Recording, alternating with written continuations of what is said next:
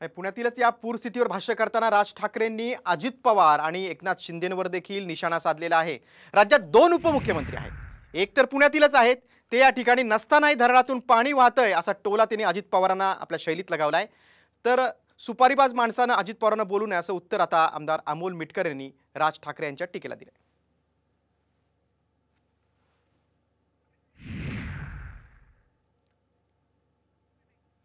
राज ठाकरेंनी अजितदादांवर टीका केली, मात्र आता आमदार अमोल मिटकर यांनी राज ठाकरेंना प्रत्युत्तर दिलंय। कारण अजित पवार पुण्यात नसताना धरणातून पाणी वाहतंय अशा शब्दात राज ठाकरेंनी टोला लगावला होता।